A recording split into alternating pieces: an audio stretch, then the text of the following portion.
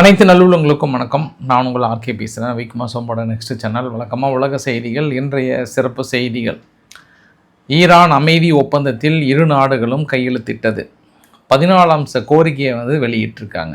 இந்த 14 அம்ச கோரிக்கையில் ஈரான் தரப்பில் அமெரிக்காவை டிஃபீட் பண்ணிட்டோம், வெற்றி பெற்றுட்டோம் மாறா அப்படின்னு செலிப்ரேட் பண்ணியிருக்காங்க, கேக்கை ஊட்டியிருக்காங்க. இந்த தரப்பில் ட்ரம்ப் தரப்புலேயே ஆல்மோஸ்ட் இந்த உலகம் அமைதி திரும்பி விட்டது, அது என்னால் தான், இது நாங்கள் வெற்றி. ஆனால் இந்த வெற்றி சரியான முறையில் இந்த எம்ஓஎல்லாம் சைன் பண்ண மாதிரி 60 நாட்கள் நடைபெற்றதுன்னா அந்த கிரெடிட் எனக்கு இல்லை. மறுபடியும் நடைபெறலை அப்படின்னா அது முழுக்க ஜேடி வேன்ஸ் தான் காரணம் அப்படின்னு மனசை ஃபன்னாக பேசியிருந்தார். ஃபன்னா பன்னா அப்படின்றது இந்த வீடியோ பதிவுக்குள்ளே பார்த்துடலாம். நீங்கள் டீ இருந்ததுன்னா அதை பண்ணை தொட்டு சாப்பிடுங்க. அதுக்குள்ளே நான் வீடியோ பதிவை முடிச்சிடறேன் நான். ஸோ வாங்க நண்பர்களே, டீயோட வீடியோ பதிவுக்குள்ளே போகலாம். ஸோ பதிவுக்குள்ளே போகிறதுக்கு முன்பு நீங்கள் நம்ம சேனலை சப்ஸ்கிரைப் பண்ணலாம். சப்ஸ்கிரைப் பண்ணிட்டு வாங்க. மறக்காம பெல் பட்டனை கிளிக் பண்ணி ஆல் ஆப்ஷன்ஸ் கொடுங்க. வீடியோக்குள்ள போகலாம்.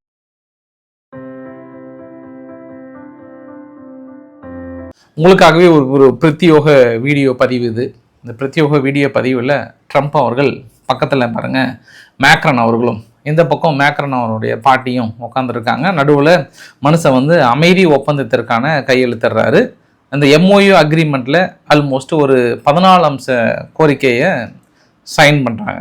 14 அம்ச கோரிக்கையில் எல்லா தலைப்பு செய்தியிலும் என்ன போட்டிருந்தாங்கன்னா, ஒரு 300 பில்லியன் அமௌண்ட்டை கொடுக்க போகிறாங்கன்ற மாதிரி சொன்னாங்க.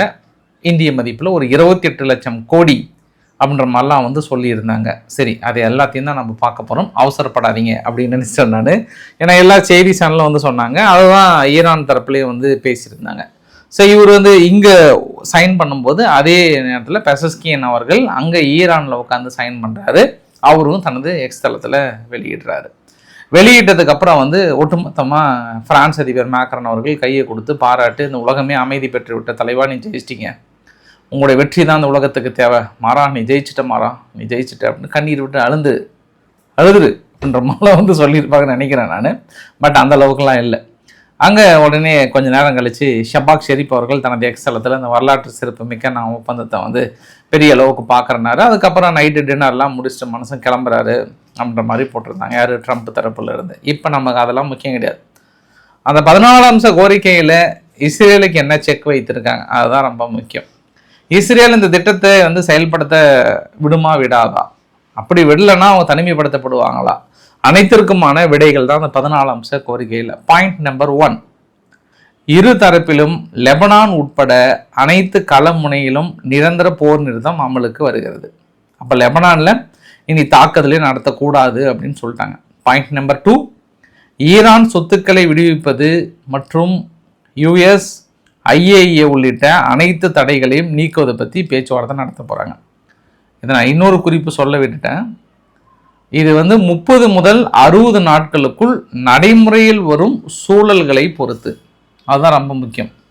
30லிருந்து 60 நாளுக்குள்ளார 2 நாடுகளும் மியூச்சுவல் அக்ரிமெண்ட்டில் கையெழுத்து போட்டு இதை ஸ்டெப் பை ஸ்டெப்பாக நடைமுறைப்படுத்தினா மட்டும்தான் அடுத்து 60 நாளைக்கு அப்புறம் இதை நாங்கள் இம்ப்ளிமெண்ட் பண்ணுவோம்னு சொல்லியிருக்காங்க. எது, ஃபஸ்ட்டு லெபனான் மீது தாக்கல் நடத்துறத நிறுத்தணுன்றதில் ஃபஸ்ட்டு அக்ரிமெண்ட். அந்த 30 நாள்லேருந்து 60 நாளைக்குள்ளார எந்த ஒரு தாக்கல் நடத்தக்கூடாது. சரி, 3வது பாயிண்ட் என்ன சொல்ல வரேன்னா, 300 பில்லியன் மதிப்புள்ள முதலீடுகளை ஈரான் மறுகட்டமைப்புக்கு வழங்குவது, அதற்கான லைசன்ஸ் மற்றும் பேப்பர் ஒர்க் இந்த 60 நாட்களில் விவாதிக்கப்படும். அதாவது கொடுக்கலாமா வேண்டாமா அப்படின்னு விவாதிக்கப்படும் அப்படின்னு தான் சொல்லியிருக்காங்க. இந்த 300 பில்லியன் அவங்க கொடுக்குறேன்னெலாம் சொல்லலை, விவாதிக்கப்படும் சொல்லியிருக்காங்க. ஆனால் ஈரான் என்ன நம்பிக்கையில் இருக்காங்கன்னா கொடுத்துருவாங்க அப்படின்ற நம்பிக்கையில் இருக்காங்க. ஆனால் அமெரிக்கா என்ன நம்பிக்கையில் இருக்காங்கன்னா முழுக்க இவங்க தனது கட்டுப்பாட்டுக்குள்ளே வந்தால் தான் இவங்க கொடுக்கணுன்ற கண்ட்ரோலுக்கு வருவாங்க. அப்படி என்ன தனது கட்டுப்பாட்டுக்குள்ளே வரணும் அப்படின்னு அவங்க எதிர்பார்ப்பாங்கன்னா, ஃப்ராக்சி குரூப்ஸுக்கெல்லாம் ஃபண்டிங் கொடுக்கறது, ஆயுதங்கள் கொடுக்கறது, இது எல்லாம் நிறுத்தினாதான் நாங்கள் கொடுப்போம் அப்படின்னு அந்த இடத்துல கண்டிப்பாக செக் வைப்பாங்க. ஏன்னா அமெரிக்கானுடைய அக்ரிமெண்ட்டை நம்ம பல தடவை பார்த்துருக்கோம். இது வரைக்கும் காசாவில் பெருசாக ஒப்பந்தத்தை அவங்க மேற்கொண்ட மாதிரி தெரியல. இந்த மாதிரி பல ஒப்பந்தங்கள் இது வரைக்கும் முழுசாக நடைமுறைப்படுத்தியிருக்காங்களா அப்படின்னு பார்க்கும்போது, இந்த இடத்துல தற்பொழுது ஈரான் அங்கே இருக்கக்கூடிய மக்களை சந்தோஷப்படுத்துவதற்காக 300 பில்லியன் பணத்தை விடுவிக்கிறது அப்படின்னு சொல்கிறாங்க கூட, அமெரிக்கா வந்து அவ்வளோ சீக்கிரம் அவள் லேஸில் விடுவிப்பாங்களா அப்படின்றத பொறுத்து இருந்து பார்க்கலாம். அப்படி விடுவித்தாங்கன்னா, அதாவது நான் மறுபடியும் சொல்கிறேன், 60 நாளைக்குள்ளே விவாதித்து 60 நாளைக்கு மேலே வந்து அந்த ரீகன்ஸ்ட்ரக்ஷன் ப்ராசஸ்க்கு 300 பில்லியன் விடுவித்தாங்கன்னா அங்கே இஸ்ரேல் வந்து ஆஹான்னு துண்டு போட்டு உட்காந்துருப்பாங்க. ரைட், 4வது பாயிண்ட்டுக்கு வரேன். ஈரான் எந்த அணு ஆயுதமும் தயாரிக்காது, IAEA மேற்பார்வை செய்து கொள்ளும். ரைட், இந்த இடத்துல ஈரானுக்கு செக். இதுக்கப்புறம் IAEA முழுமையாக ஈரானுக்குள்ளே போகிறாங்க, முழுமையாக அவங்க கண்ட்ரோலுக்குள்ளே கொண்டு வராங்க. ஈரானுக்குள்ளார எந்த அணு ஆயுதமும் இருக்காது. ஸோ ஈரான் இத்தனை நாள் பண்ண முயற்சி எல்லாமே போயிடுச்சு. இதுக்காக தான் பெரிய அளவுக்கு இழுத்து பிடிச்சாங்க. ஒருவேளை ஈரான் வந்து என்ன நினைக்கிறாங்கன்னா, எப்பா எங்ககிட்ட நிறைய சும்மாவே நாங்கள் அணு ஆயுதம்லாம் கிடையாதுப்பா, இத்தனை நாள் நாங்கள் சும்மா அப்படி சீன் போட்டோம்பா, இதெல்லாம் நீங்கள் எங்கள் கண்ட்ரோலுக்குள்ளே கொண்டு வரதுக்காக நாங்கள் அப்படி ஒரு ட்ராமா பண்ணோம்பா, நீங்கள் எங்கள் வழிக்கு வந்துட்டீங்கப்பா அப்படின்னு சொன்னாலும் சொல்லுவாங்க.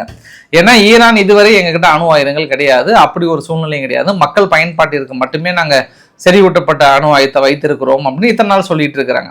இப்போ நாங்கள் IAEA கண்ட்ரோல் முழுசாக கொடுக்குறோம் அப்படின்னும் போது இனி அணு ஆயுதம் இல்லாத ஈரானை நாங்கள் உருவாக்குவோம், அது தொடர்ந்து எங்களோட கண்காணிப்பில் இருக்கும் அப்படின்னு சொல்லிட்டாங்க. அப்போ இது எல்லாமே ஃபுல்ஃபில் ஆனது அப்படின்னா அமெரிக்கா தனது கடல் முற்றுகையை வந்து 30 நாள்ல இருந்து கொஞ்சம் கொஞ்சமாக விலக தொடங்கிவிடும் அப்படின்னு சொல்கிறாங்க. வர 19ஆம் தேதி இதற்கான MOU நேரடியாக கையெழுத்து போடுறாங்க ஜெனீவாவில். அமெரிக்கா வரும் காலங்களில் அணு ஆயுதத்தை காரணம் காட்டி எந்த தடையும் விதிக்காது, இப்போது இருப்பதை தவிர எந்த படை அதிகரிப்பும் இந்த பிராந்தியத்தில் அமெரிக்கா செய்யாது. அதாவது இப்போ எல்லையில் வந்து போர் நிறுத்துறது மீதியெல்லாம் இருக்குல்ல, அதையும் அப்புறம் மற்றபடி ஏற்கனவே அவங்க பங்காளி நாட்டெல்லாம் வந்து படைகள்லாம் நிறுத்தி வைத்திருக்காங்கல்ல, அதுக்கு மேலே நீங்கள் எஸ்டாப்ளிஷ் பண்ணக்கூடாது, வேறு எதுவும் புதுசாக ஒரு இராணுவ தளத்தை வந்து உருவாக்கக்கூடாது அப்படின்னு சொல்லியிருக்காங்க. அவங்க ஏன் இருக்கிற வீரர்களே கொஞ்சம் தூக்கலான் இருக்காங்க, அதனால் படை வீரர்களை நாங்கள் எங்கே உருவாக்க போகிறோன்னு அவங்க மனசுக்குள்ளே நினைத்திருப்பாங்க. ரைட்டு.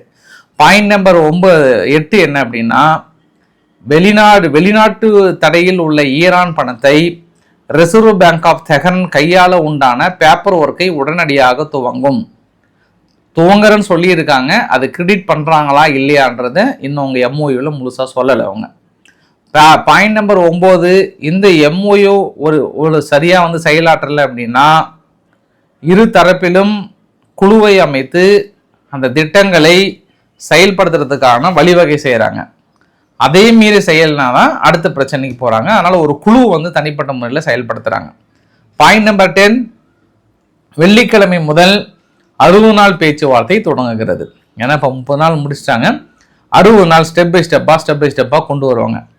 இறுதி ஒப்பந்தம் கையெழுத்தாகி இது ஐநா பாதுகாப்பு கவுன்சிலில் தீர்மானமாக மாறி இது சர்வதேச அங்கீகாரம் பெற்றதாக மாற்றப்படும். மொத்தம் இந்த 14 அம்ச கோரிக்கையில் ஃபைனலாக எல்லாமே முடிஞ்சது அப்படின்னா ஈரானுக்கான முழு அங்கீகாரம் கொடுக்கப்படும். 60 நாளைக்கு அப்புறம் அவங்களுக்கு மீது இருக்கக்கூடிய அனைத்து தடைகளும் நீக்கப்படும். அவங்க எந்த நாட்டுக்குனாலும் ஆயில் செல் பண்ணலாம். இனி அவங்களுடைய ஃபண்ட் எங்கேயுமே நிறுத்தப்படாது. இனி அவங்க தான் ராஜா அப்படின்னு சொல்லிட்டாங்க அமெரிக்க தரப்பில். அதனால் ஈரானுடைய கேலிபஃப் அவர்கள் சொன்னார்னா வெற்றி அமெரிக்காவை முழுமையாக தகர்த்தெறிந்துட்டோம், வெற்றி பெற்றுட்டோம் மாறா அப்படின்னு ஈரான் தரப்பில் கொண்டாடி தீக்குறாங்க. ஆனால் இதில் வெற்றியா தோல்வியா அப்படின்றத 60 நாளைக்குள்ளான எப்படி செயல்படுத்துகிறாங்க, எங்கிருந்து செயல்படுத்துகிறாங்க அப்படின்னு தான் நம்ம பார்க்கணும். இன்னொரு ஆங்கிளில் நம்ம பார்த்தோம் அப்படின்னா, நேற்று கூட ட்ரம்ப் அவர்கள் பேசும்போது இந்த 60 நாளைக்குள்ளார எல்லாமே ஸ்மூத்தாக அழகாக அப்படியே முடிஞ்சது அப்படின்னா சூப்பர், இதுக்கு நான் பின்புலமாக இருந்து செயல்பட்ட நான் கிரெடிட் எடுத்துக்கிறேன். இல்லை மறுபடியும் அவங்க அணு ஆயுத பிரச்சனையை கொண்டு வந்து செயல்படுத்தலை அது இதுன்னு சொல்லிட்டு இழுத்தாங்கன்னா எல்லாத்துக்கும் காரணம் JD Vance தான் அப்படின்னு மனுஷன் கலகலப்பாக பேசிட்டு அணு ஆயுத விவகாரத்தை பொறுத்த வரைக்கும் நாங்கள் ரொம்ப ஸ்ட்ரிக்டாக இருக்கிறோம், அதில் வந்து ஒரு %1 கூட காம்ப்ரமைஸ் கிடையாது அப்படின்னு சொல்கிறாங்க. ஆனால் இஸ்ரேல் நேற்று இரவு கூட இந்த வரைபடத்தில் பார்த்தீங்க அப்படின்னா 17ஆம் தேதி இரவு வரை கிட்டத்தட்ட 8 இடத்துல தாக்கல் நிகழ்த்தியிருக்காங்க. அந்த ப்ளூ கலரில் டாட்டா இருக்குல்ல, அங்கே ஹெஸ்புல்லா பதில் தாக்கல் நடத்தலை, அமைதியாக விட்டுட்டாங்க. ஆனால் இந்த பச்சை கலர் எல்லாமே வந்து இஸ்ரேல் முன்னேறிய பகுதிகள். இந்த பகுதியிலிருந்து இஸ்ரேல் கண்டிப்பாக 60 நாளைக்குள்ளே வெளியேறிய ஆக வேண்டும். அப்போ லெபனான் மக்களுடைய அமைதியை நாங்கள் பாதுகாத்திருக்கிறோம், இனி லெபனான் மக்களுக்கான அடுத்த உத்தரவாதம் ஈரானால் மட்டுமே வழங்க முடியும் அப்படின்ற மாதிரியான ஒரு உத்தரவாதத்தை இந்த பக்கம் கொடுத்துருக்காங்க.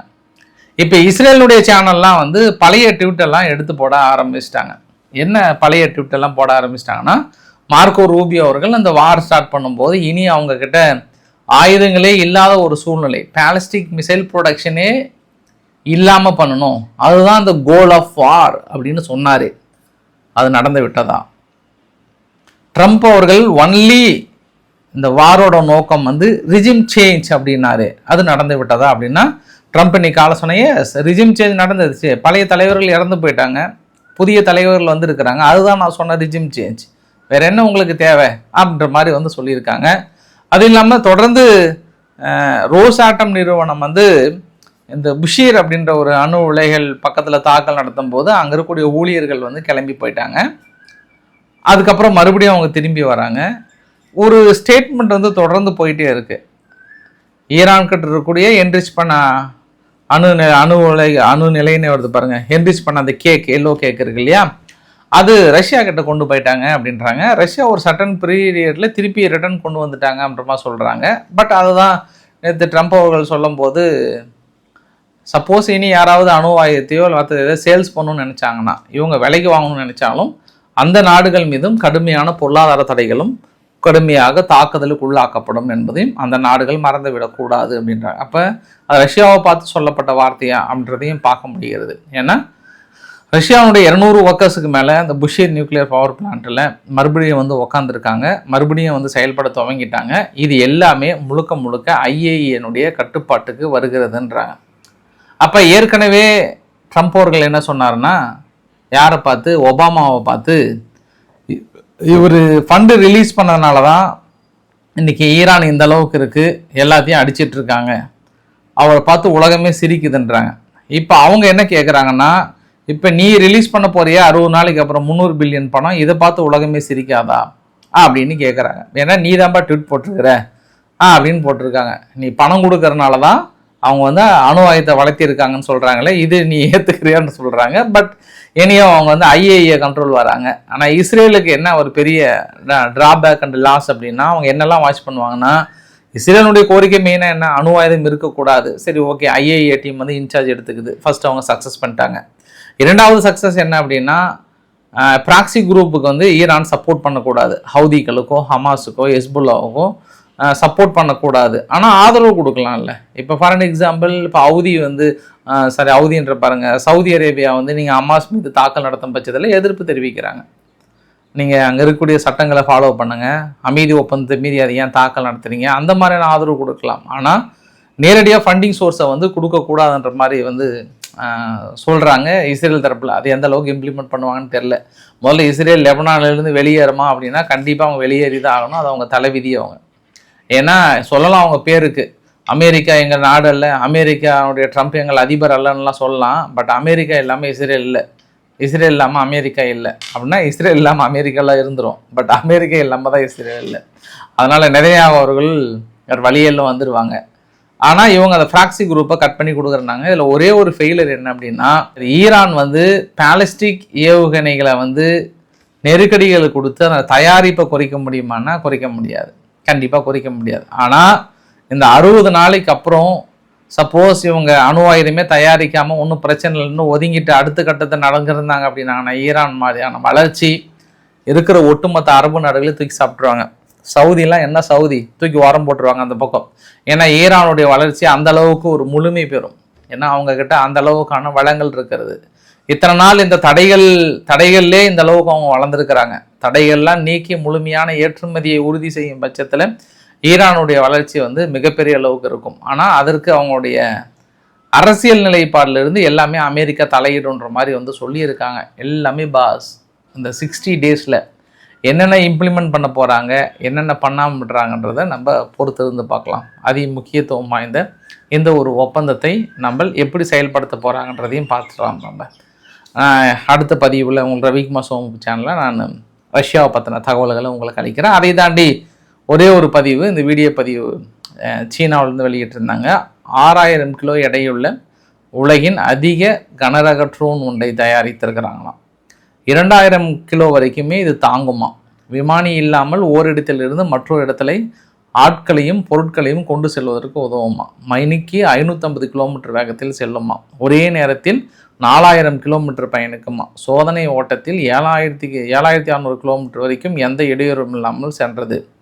அரசு அனுமதி கொடுத்தால் சைனா போக்குவரத்தில் மிகப்பெரிய ஒரு புரட்சியை மாற்றத்தையும் ஏற்படுத்தும். இது எல்லா நாடுகளுக்கும் நாங்கள் ஏற்றுமதியும் பண்ண போகிறோம்னு சொல்லியிருக்காங்க. ஸோ அடுத்த கட்ட புரட்சியாக ஏன்னா நம்ம அவங்க ட்ரெயினில் கொண்டு வரது மீதெல்லாம் பெரிய அளவுக்கு இருக்கும்போது 6000 கிலோ உள்ள எடை என்ஜின் 2000 கிலோ வரைக்கும் 2 டன் வரைக்கும் தூக்கிட்டு போகும். கீழே எல்லாமே டிரான்ஸ்போர்ட் தானே பிரச்சனை. ஒரு லாரி இன்னொரு லாரி இப்போ மோதுறது செய்கிறது இதெல்லாம் நிறைய விஷயங்கள் இருக்கும்போது அப்படி மேலே தூக்கிட்டு போய் சேர்த்திடுறோம் அப்படின்னு சொல்கிறாங்க. பார்க்கலாம் நம்ம பொறுத்து இருந்து. ஸோ இன்றைக்கு ஓரளவுக்கான தகவலை கவர் பண்ண நினைக்கிறேன். பிடிச்சிருந்தால் லைக் பண்ணுங்கள், ஃப்ரெண்ட்ஸுக்கு ஷேர் பண்ணுங்கள், சப்ஸ்கிரைப் பண்ணுங்கள். ரவிக்குமார் சோமச்சல். நன்றி, வணக்கம்.